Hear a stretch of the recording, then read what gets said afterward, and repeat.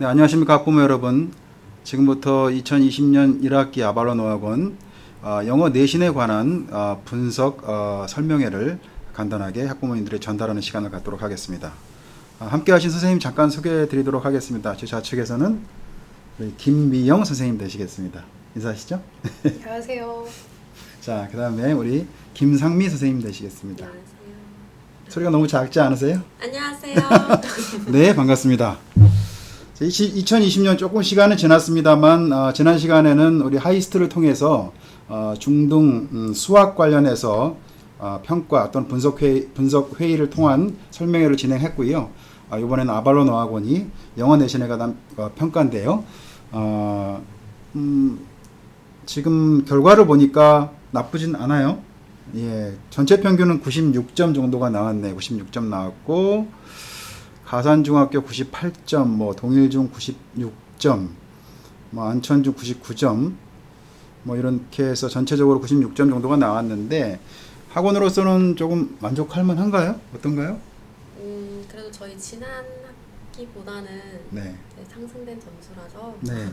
아무리 코로나 때문에 어느 정도 영향을 받았다지만 그래도 친구들이 꾸준히 열심히 해줘서 네, 괜찮은 점수가 나왔다고 생각합니다. 네. 그럼 우리 미영 선생님은 어떻게? 이게 그 개개인의 점수가 아니라 전체 평균으로 이런 점수를 냈다는 것은 상당히 유의미하다고 생각합니다. 네. 그러면 먼저 학교별 분석을 하기 전에 총평을 간단하게 한번 해보도록 하겠습니다. 총평은 누가 저기 미영 선생님이?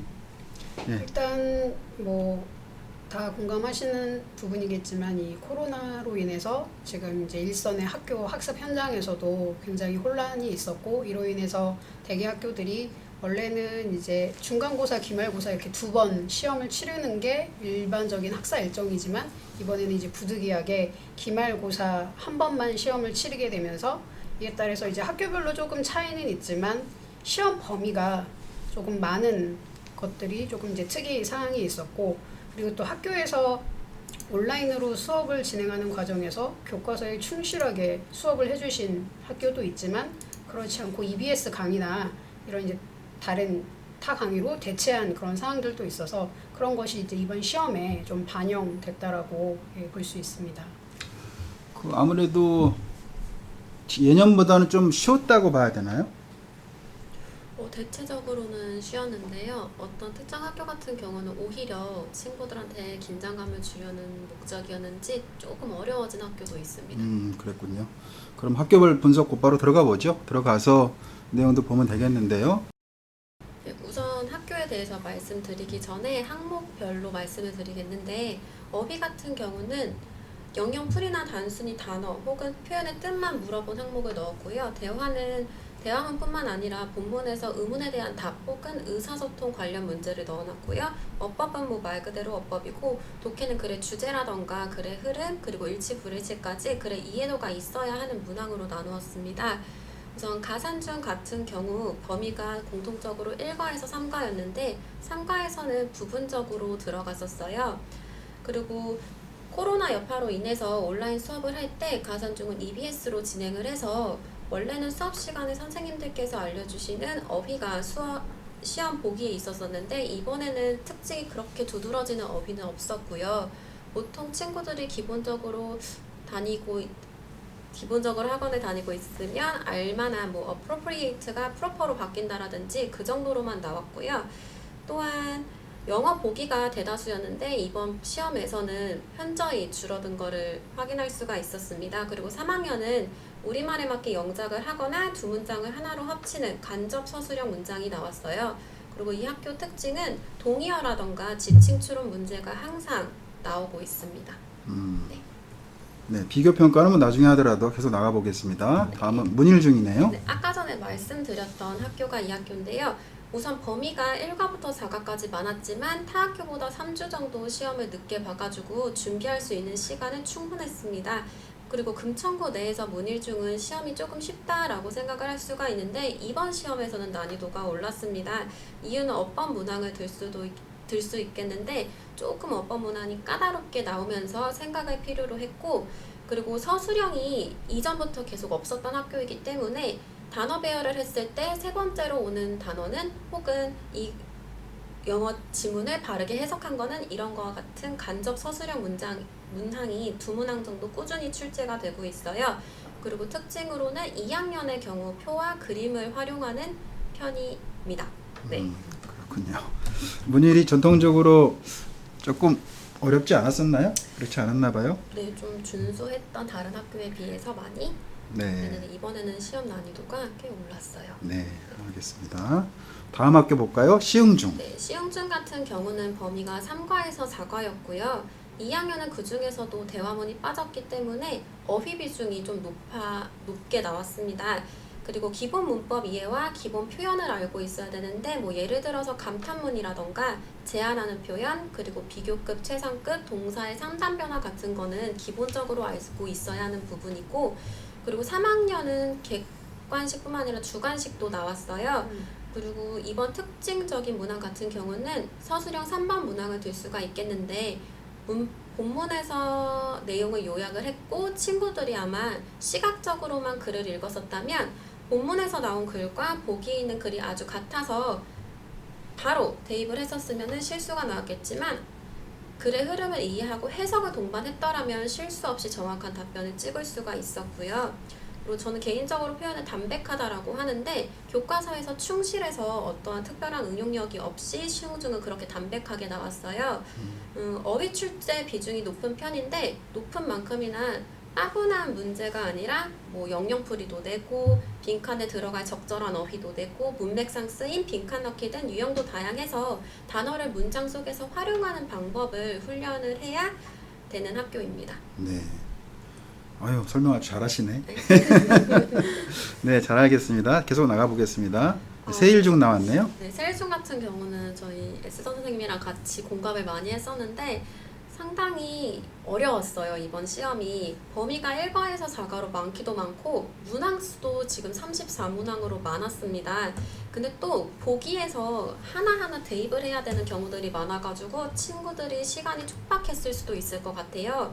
그리고 어법 비중이 높아서 난이도도 올랐었고 교과 문법 이외에 예를 들어서 이번 경우는 투부정사의 형용사적 용법만 이제 교과서 필수 문법이었는데 그 외에 투부정사의 모든 부분을 알고 있어야 했었고 비교급이라던가 시흥중과 마찬가지로 동사의 활용을 어느 정도 할 줄 알아야 시험을 푸는데 네, 잘 풀어낼 수가 있었겠다. 세일중이 전통적으로는 그렇게 어려운 문제를 내는 학교는 아니었는데 이번에 상당히 어려웠던가 봅니다.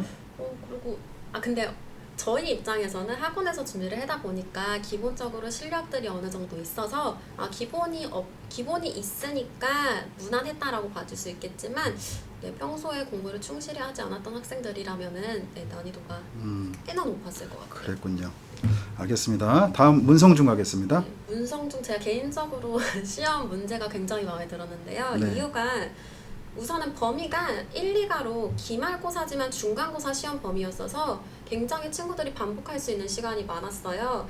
그리고 학교에서도 수행평가라던가 평상시 시험을 볼 때 준비를 많이 시켰었고 그래서 선생님이 이거 내가 가르쳤지라고 한 문항에서 나왔기 때문에 굉장히 담백하게 이상적으로 나왔어요. 수업에 충실했다면 좋은 점수를 얻을 수 있었던 그래서 변별력은 없었던 친구들이 준비를 어느 정도 했으면 변별력이 없었기 때문에 그래서 난이도가 쉬운 걸로 분류가 되겠습니다. 네, 알겠습니다.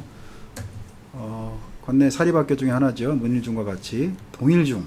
네, 동일중 범위가 1과에서 4과로 이 학교도 되게 많았고요. 이제 조금 시험 문제가 굉장히 다채로웠어요. 뭐 글의 흐름, 목적, 주제, 영영풀이, 지칭, 추론 등 다양한 문제도 문제였지만 글의 구조 자체가 굉장히 짧은 2-3문장의 글, 그리고 대여섯 문장의 글, 뭐 중단문, 장문까지 글의 길이도 굉장히 다양했고요.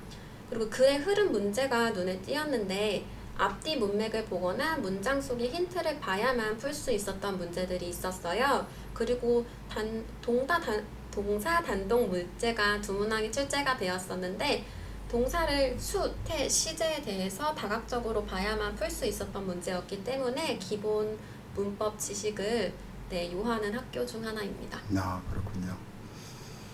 정유중 예년엔 좀 어려웠었죠. 근데 요번엔 다 객관식 30문제 냈어요. 네, 맞아요. 예, 그전엔 수관식이 많았죠. 서술형. 주관식이 5문항 정도 나왔던 것 같고요. 네네. 이번에 시험 배점을 보니까 이전부터 4.5점까지 굉장히 쪼개서 냈더라고요. 그랬군요. 변별력을 주려고 했던 것 같아요. 알겠습니다. 다음 한울중 가겠습니다.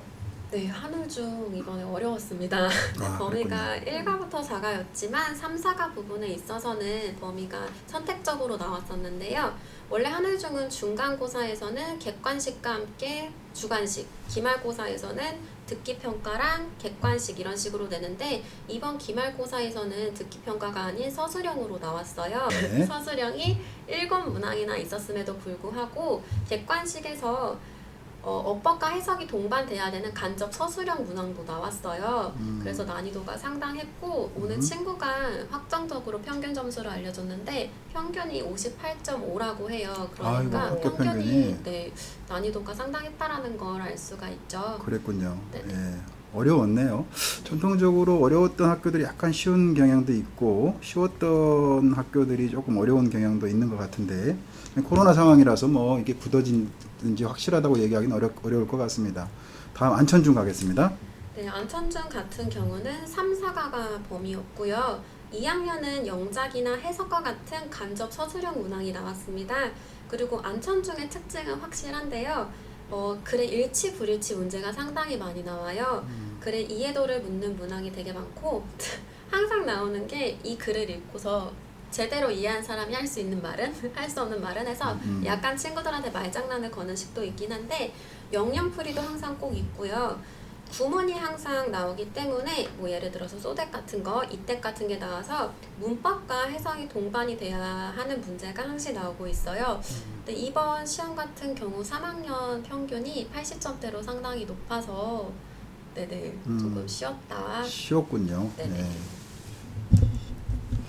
다음 마지막이네요. 연연은 우리 관내는 아닌데 학생들이 있어서 평가를 하신 것 같은데 예. 네, 연연중 같은 경우는 2학년은 이번에는 좀 쉽게 나왔는데 3학년의 경우 전통적으로 어법 비중이 상당히 높고 또 디테일하게 내는 편이라 학생들이 많이 어려워해요.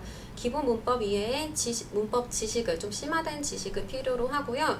두 문장을 합쳐라. 단어 배열을 해봤을 때 어떻게 순서가 되겠느냐라는 간접 서술형 문항이 나왔고 이번 시험은 이전 시험보다는 쉬웠지만 역시나 난이도는 네, 타 학교에 비해서 조금 많이 있었던 학교로 분류가 됩니다. 아, 그랬군요. 이럴 때 항상 저는 이런 의문이 들죠. 이 학교 중에서 혹시 좀 굳이 순위를 정한다면 이게 참 어려운 일이기도 하고 매년 바뀌기도 합니다만 선생님들이 지금 평가를 해봤을 때 굳이 이렇게 그룹핑을 A, B, C 그 중에 A, B 정도에 들어가는 난이도를 가진 출제를 내는 학교 굳이 따진다면 있을까요? 제가 해볼까요? 네네. 네. 이번 시험으로 보자면 전통적으로는 우선 연연중과 저는 한울중을 들고 싶고요. 이번 네. 시험에서는 세일, 한울, 연연 이렇게 들고 싶어요. 그 정도. 나머지 학교들은 좀 무난하고. 네, 그리고 그정 기준 학교, 네, 평균 학교보다 좀 쉬었다는 학교가 안천중학교. 안천중학교 정도. 정도. 네, 이렇게 해서 학교별로 한번 분석을 해봤습니다. 근데 이 학교별로 우리 관내 학교들을 이렇게 분석을 하는 건 의미가 있긴 합니다만 또 학교별로 비교하는 것도 의미가 있습니다만 영어랑은 속성상 마지막에 최종적으로 만나는 것은 수능이죠. 네, 수능 준비를 하기 위해서도 이제 학원을 다니는 건데요. 그랬을 때 약간 먼저 한 발자국 더 나가면 그러면 관내 학교하고 타 지역 학교하고 이제 비교를 했으면 좋겠다라는 생각이 들잖아요. 에스더 선생님이 그거 비교하기 전에는 이제 먼저는 내신 기출 문제하고 우리 관내 학교에서 나왔던 기출 문제하고 교재 아발론에서 배우는 교재 속에서 많이 그 유사성들이 많이 있죠. 네. 그래서 아발론 공부를 하면서도 내신 대비는 수준 높게 준비할 수 있다라는 것이 뭐 예전부터 말씀드려왔습니다만 비교를 또 어렵게 해주신 것 같은데 분석을 해주신 것 같은데 한번 설명 부탁드리겠습니다. 네. 이제 중학교 내신이랑 수능의 영어를 이제 비교해 놓고 봤을 때 큰 틀에서는 이제 수능에서는 이제 어법 비중이 줄지만 중등에서는 이제 어법이 주가 되고 있고 기본적으로 이제 공통적인 독해에 관련한 문제는 기본적으로 글의 이제 이해를 묻는 문제가 출제가 되고 있고 흐름에 맞게 글을 배열하고 또 지문의 내용에 대한 그 가부의 여부를 묻는 문제가 출제가 되고 또 글을 읽고 질문에 대한 이제 알맞은 답을 고르는 문제 또 흐름상 주어진 문장에 들어갈 알맞은 위치 고르는 이런 문제들이 출제가 되고 있고 첫 번째 항목에 있는 흐름에 맞는 글을 배열하는 것과 이제 마지막 항목에 있는 이 글의 흐름상 주어진 문장에 들어갈 알맞은 위치를 고르는 문제는 수능에서도 되게 이렇게 고난도에 속하는 그런 문제로서 중등 과정이 수능으로 연계되는 그런 형태를 볼 수 있습니다. 네. 그러면 구출 문제를 한번 볼까요? 네, 실제로 저희 이번에 이제 2학년 1학기 기말고사 세일중학교에서 출제됐던 그런 이제 본문을 요약하는 그러한 이제 형태이고 아이들이 이제 글의 이해 또 기본적인 어휘 이러한 것들을 종합해서 요약하는 그런 이제 객관식 형태의 문제가 출제됐고 실제 저희가 사용하고 있는 지금 리딩 교재에서는 지문을 바탕으로 아이들이 이게 주어진 카테고리에 따라서 글을 이제 요약할 수 있는 그러한 이제 능력을 기를 수 있는 문제를 훈련하고 있습니다. 이제 또 차이점은 내신 시험에서는 이렇게 보기가 주어지는 반면에 저희 원내에서 사용하고 있는 교재에서는 아이들이 이제 지문에서 스스로 추출하고 분석하는 이런 이제 고도의 그런 심화 과정까지 같이 훈련을 하고 있습니다. 네. 이렇게 비주얼 매핑을 통해 가지고 네. 독해 지문에 대한 깊이 있는 이해를 주관식으로 진행하고 있다는 얘기죠. 네. 객관식 시험에 대한 대응, 비슷한 유형의 문제일 경우에는 쉽게 적응할 수 있다. 네. 이런 정도 얘기일 것 같습니다. 네. 다음 문일중 거 준비하셨나요? 네. 지금 이제 오른쪽에 보시다시피 paraphrasing이라고 있는 이제 항목이 그 동일한 의미이지만 다른 표현으로 어떻게 풀어낼 것인가를 이제 묻는 그러한 유형이고 이제 보시는 대로 문일중학교 이제 3학년 기출 문제였고 주어진 의미와 같은 의미로 쓰여진 표현을 찾는 그러한 문제로서 그 이후에 또 말씀드리겠지만 이제 교육 특구 쪽에서 이제 흔히 말하는 뭐 강남, 목동 이런 쪽에서 이제 고난이도 중등 과정에서 출제하는 학교들이 이런 이제 패러프레이징을 조금 특징적으로 내는 그런 유형을 살펴보고 있고 저희 아발론 원내 교재에서도 아이들이 이런 패러프레이징을 연습할 수 있도록 하는 이런 연습 문제 다루고 있습니다. 깊이 있는 이해를 문장에 대한 깊이 있는 이해를 해야지 또 패러프레이징이 가능할 텐데요. 네네. 그다음 저녁 뭐 그다음에 또 준비하신 건 뭐죠? 네, 이거는 이제 단어에 대한 영어 정의를 올바르게 찾는 그러한 이제 문제로서 거의 관내에 있는 학교에서는 거의 공통적으로 출제가 되고 있는 그러한 형태입니다. 그래서 역시 마찬가지로 아발론 교재 내에서도 이런 단어에 대한 영어 정의를 올바르게 매칭할 수 있는 이런 문제를 통해서 평소에 훈련을 쌓고 있습니다. 네, 영영 데피니션 중요하죠. 예, 알겠습니다. 그러면 이제 우리 구 지역 학교하고 교육특구라고 표현하는 뭐 강남, 목동, 뭐 송파 표현할 수 있겠습니다만 네. 비교를 하셨네요. 네네. 네. 예, 말씀드린 대로 이제 서울시에서 봤을 때는 이제 강남, 그다음에 목동, 그리고 이제 경기 가까운 쪽으로는 저희가 이제 평촌이라고 하는 동안구, 그다음에 이제 뭐 지방으로 가면 대구, 수성구 등 굉장히 이제 높은 교육열과 그런 난이도를 보이는 이제 그런 특구랑 이제 출제되는 경향을 비교를 해봤을 때 교과서 내용을 바탕으로 한 어법이나 어떤 지문에 대한 이해 문제는 이제 큰 차이 없이 비슷한 이제 양상을 보이고 있는데 아마 이제 디테일의 차이는 그 문제를 영어 과목인 만큼 영어로 문제와 선택지를 제시하는지 아니면 한국어로 제시하는지 이런 이제 비중의 차이를 살펴볼 수 있을 것 같고요. 혹시 또 이제 서술형 문항에 있어서 출제의 비중, 이 문항수를 많이 좀 잡는 부분, 또 문항 한 문항에서 세트 문제로 여러 개 가지를 줘서 배점을 조금 차등을 주는 이러한 이제 형태들을 볼 수 있습니다.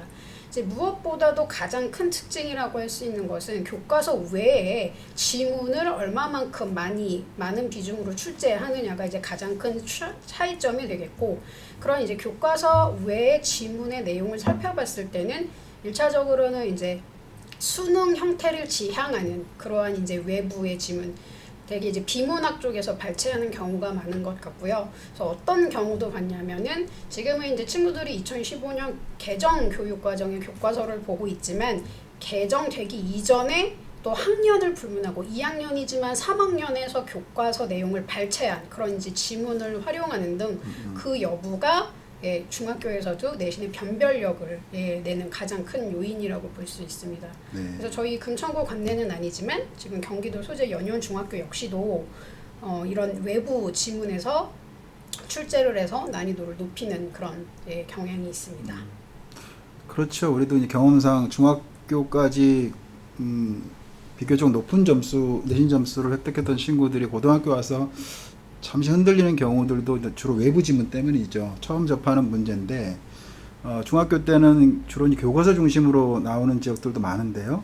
우리 지역의 학교도 그렇습니다만 그럴 때 이제 기본적으로 교과서 내용을 외우잖아요. 네. 외우고 그 익숙해진 그런 교과서 내용들을 약간씩 바꾸더라도 크게 흔들림 없이 점수를 낼 수 있는데 실제로 이제 고등학교 올라가자마자 보면은 교과서뿐만 아니라 선생님이 나눠준 프린트물, 뭐 모의고사, 다른 외부 지문, EBS, 뭐 기본적인 것들은 너무 많이 그 시험 범위도 많을 뿐더러 어디 나올지도 모르기 때문에 학생들이 많이 그때부터 흔들립니다. 그럴 때일수록 가장 중요한 거는 기본적인 영어 실력이 얼마나 중요한지 뭐 많이 지문을 보면 볼수록 좋겠습니다만 그 속에서 정확하게 해석할 수 있는 능력들을 키운다거나 양적으로도 많은 수업들을 진행하면서 공부를 진행하면서 고등학교 가서 흔들리지 않는 점수를 확보할 수 있도록 노력해야 될 것 같습니다.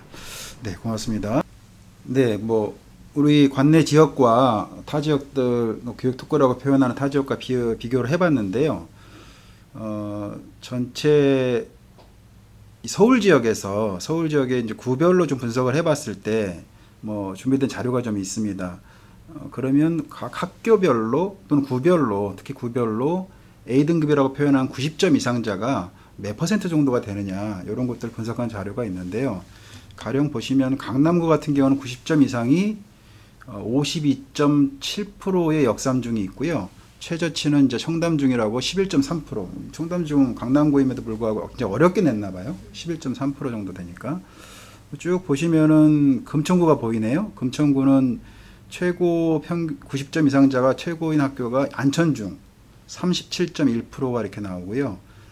최저라고 표현하는 문성중이 17.4% 정도의 90점 이상자 평균적으로 이렇게 나오고 있고요. 다음을 보시면은 뭐 송파구 정도 보시면 46.6%에서 17.2%까지 90점 이상자의 학교들이 포진돼 있고 양천구 51%의 양정중, 14%의 양강중 이렇게 되어 있네요. 조금 이 표현이 좀 틀릴 수도 있습니다만 좀 그 실력이 어렵게 낸다고 하는 학교들 또는 지역들에 있어서는 최고 정도는 50% 정도 상회하는 90점 이상자가 그럼에도 어려움에도 불구하고 50% 이상. 근데 금천구 평균은 아까 이제 보셨습니다만 최고가 37.1% 정도의 90점. 근데 우리 선생님들이 평가해 보셨습니다만 난이도가 아주 어렵지 않다. 그리고 비교를 해봤을 때 특구라고 표현하는 다른 지역에서는 조금 더 난이도가 있는 문제들을 주로 출제하는데 그것과 비교해 봤을 때는 90점 이상자가 많다고 보기는 어렵지 않느냐 이렇게 좀 보일 수도 있는 지표인 것 같아요. 네, 그렇게 좀 보실 수 있고 그런 학생들이 고등학교에 갔을 때 영어 점수를 어떻게 내느냐 이것도 좀 흥미로운 내용이죠. 그랬을 때 지금 영어 이렇게 보시면 1번 학생 총 뭐 7명 학생들을 추출해서 한번 검토를 해본 건데 재학 중학교가 A등급 비율이 27.9%, 평균 점수는 74점 정도의 학교였고요. 이 학생은 1번 학생은 2학년 때 99.3점을 영어 점수를 냈고 평균으로 3학년 때 97.3점을 내서 평균도 높았고요. 그래서 결국엔 고1 모의고사, 3월 모의고사에서 1등급을 낸 케이스도 있고요. 그 다음에 뭐 3번 학생 같은 경우는 그 학교가 A등급이 20.5%의 학교였고 평균이 59.8점 정도였죠. 그런데 이 학생이 평균은 중학교 때 96.5점 정도 냈는데 모의고사 고1 올라가서 3월 달에 고1 모의고사는 3등급 나왔네요. 3등급이면 23% 정도죠.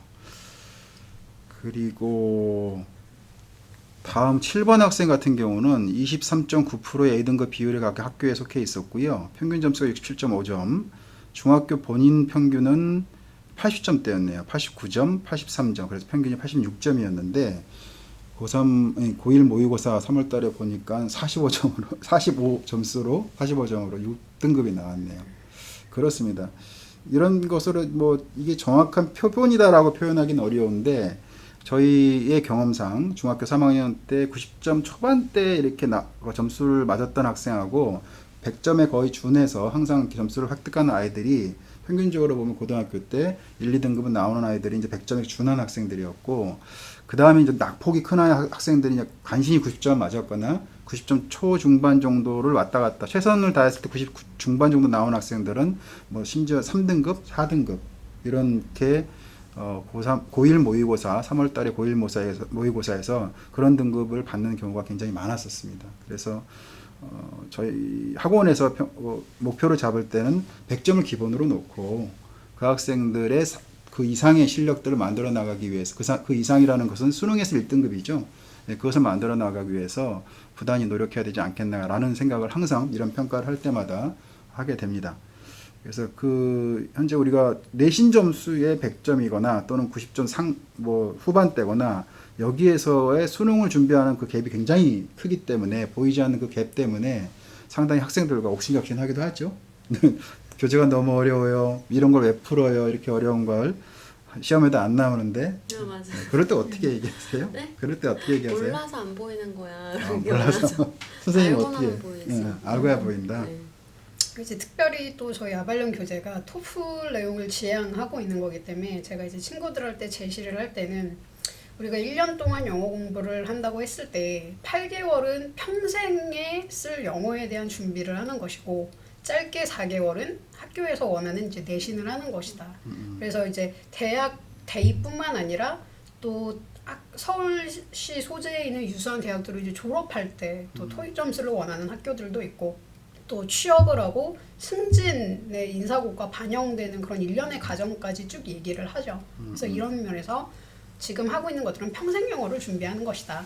그래서 이런 것이 참 중요하다. 그쵸. 지도하고 있습니다. 네, 네. 알겠습니다. 이렇게 네.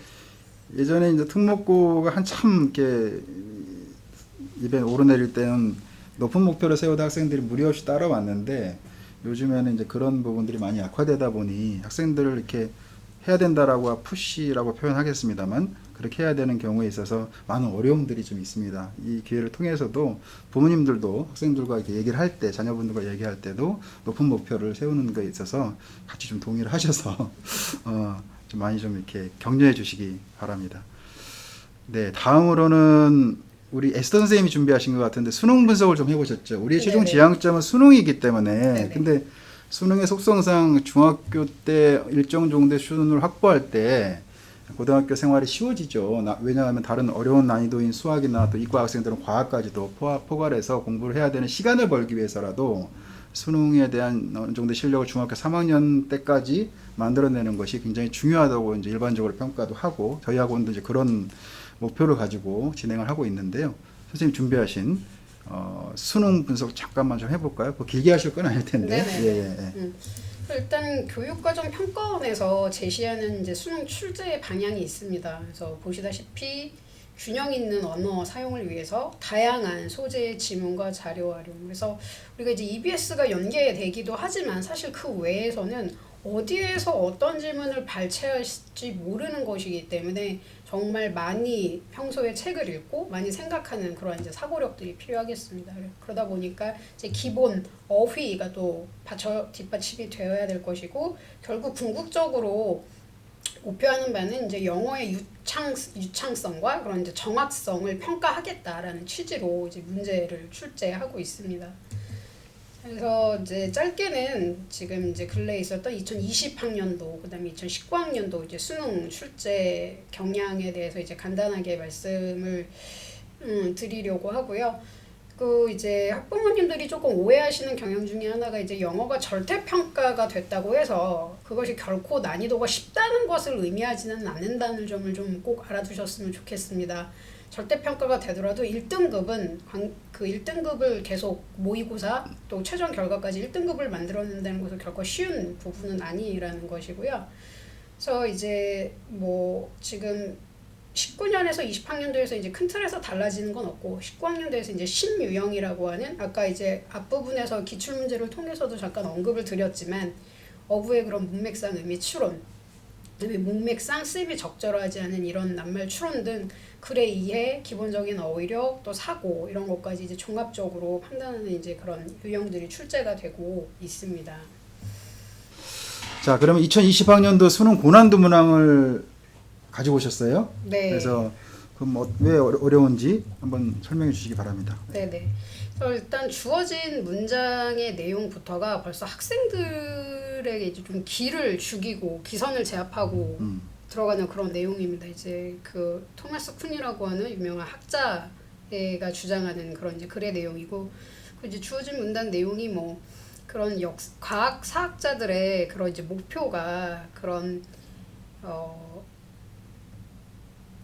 그 지금 현 시대의 과학적인 방법이나 어떤 개념을 보여주고 그거 그 발전된 형태를 보여줌으로써 그런 거를 이제 이해를 명확하게 하고 이제 깊게 한다라고 하면서 이제 순서를 배열하는 문제인데, 이제 글에 배열을 하게 될 때는 유기적으로 이제 결합되는 요소가 있기 때문에 이제 각 글의 첫 문단을 봤을 때 딱딱 눈에 이런 것들이 들어오겠구나, 또 어떤 접속 부사라든지 이러한 이제 유기적인 고리를 통해서 딱 눈에 들어올 수 있게끔 그렇게 문제를 이제 쉽게 출제할 수도 있지만 되게 어렵게 나와 있어서 짧은 시간 안에 이런 것들을 다 분석을 해야 하고, 또 어휘나 이런 이제 글의 이해 전체적인 이런 것들이 이제 요구가 됩니다. 그래서 빠른 시간 안에 아까도 말씀드렸지만 문제를 해결하기 위해서는 많이 읽어야 되고, 또 지금 이런 내용 같은 경우도 이제 토마스 쿤에 대한 어떤 배경 지식이 있다면 금방 좀 풀어질 수 있지만 지금 중학교 과정에서 교과서 내에서 한정적으로 다루는 것에서는 이런 것들은 사실은 좀 준비하기가 어렵죠. 그래서 말씀드린 대로 저희 이제 아발론에서 모토로 하고 있는 그런 이제 토플 지향형의 이런 수업을 기반으로 바탕할 때 이제 이런 고난이도 문항에 대한 배경 지식, 그 다음에 거기에 대한 이해, 이런 어휘라든지 아까 저희가 그래서 원래 교재를 보여드린 이유가 결국은 이 과정으로 가기 위해서 필요한 것들을 어떻게 준비하고 있는지 일련의 것들을 이제 보여드리기 위해서 사실 이제 이 문제도 가져온 거라고 말씀을 드릴 수가 있습니다. 네. 네. 수능이 이제 절대평가로 바뀌면서 영어 수능이 쉬워졌다고도 말씀하십니다만 실제로 학생들 입장에서는 이런 문장들이 5, 6 정도의 문장들이 나오기 때문에 전체 지문에서 학생들이 긴 호흡으로 이걸 봐야죠. 그죠? 문장 길이가 상당히 길고 묘사도 많고 그리고 은유도 심지어 있는 문장들도 있죠. 문학과 비문학, 인문학적 지문이나 또 비문학적 지문이나 통틀어서도 그런 난이도의 문장들을 짧은 시간 내에 압박감을 가지면서 여유 있게 풀어나가려면은 상당한 연습이 필요하겠죠. 그래서 장문을 많이 봐야 되고 교과서로만 해결할 수 있는 문제는 아니죠. 그렇죠. 그러니까 이제 우리가 중학교 3학년 때까지도 약간의 그 푸시를 좀 할 수밖에 없는 이유도 거기에 있다고 생각을 합니다. 네, 분석 감사드립니다. 아시다시피 이제 수능 자체가 영어 1등급을 맞는다는 개념은 상대적으로 조금은 쉬워졌다고 합니다만 여전히 킬러 문항이 다수 존재하기 때문에 90점 이상의 1등급을 맞는 것은 쉽지 않습니다. 그런데 그 1등급을 상대적으로는 좀 쉬워졌기 때문에 예전의 수능보다는 상대평가할 때의 수능보다는 그래서 90점 이상의 1등급을 맞는다는 개념은 대학교에 진학에 있어서 특히 수시에 있어가지고의 그 최저학력을 맞추는데 굉장히 중요한 또는 도움이 되는 거겠죠. 그래서 영어는 무조건 1등급을 맞고 나머지 과목을 2등급을 맞더라도 그 정도 맞으면 이제 원하는 대학의 최저는 기본으로 맞추니까요. 예, 그것을 위해서 그 목표를 달성하기 위해서 현재도 좀 노력하는 거 아니겠나 이런 생각이 듭니다. 뭐 짧지만 또는 긴 시간 동안 선생님들이 많은 준비를 하셔서 아주 원활하게 이 설명회가 진행된 것 같습니다. 마지막으로 뭐 하실 말씀 있으십니까? 우리 상 교수님. 우선 이게 이번 1학기 기말고사를 위한 분석을 한 거였잖아요. 그래서 지금 이번에 또 어떻게 코로나가 또 장기화가 계속 꾸준히 되면서 이번 2학기에서도 그 영향을 이어서 받을 것 같아요. 그래서 지금 분석한 거를 토대로 각 자녀분들이 우리 학교 특징에 맞게 어떤 거를 공부해야 되는구나, 부모님께서도 유념을 하시고 친구들도 선생님이 이렇게 나온다고 하니까 라기보다는 본인이 분석을 해서 그 유형 중에 자기가 부족한 게 뭔지 그걸 알아보는 시간이었으면 합니다. 이 영상이 저는. 네, 네. 우리 크리스탄 선생님. 네, 아까도 말씀드렸지만 아이들이 단지 그냥 대학을 좋은 대학 가기 위해서만 영어 공부를 하는 것은 아니죠. 그래서 말씀드린 대로 아이들에게 지금은 이런 학교 특징을 바탕으로 단기적으로는 그런 이제 공부를 하지만 평생 영어를 목표에 두고 지향해야 될 점을 좀 명확하게 학부모님들께서도 인지하시고 아이들과 공유될 수 있었으면 좋겠습니다. 네, 감사합니다. 네, 이상으로 2020학년도 기말고사 분석 설명회를 모두 마치도록 하겠습니다. 고맙습니다.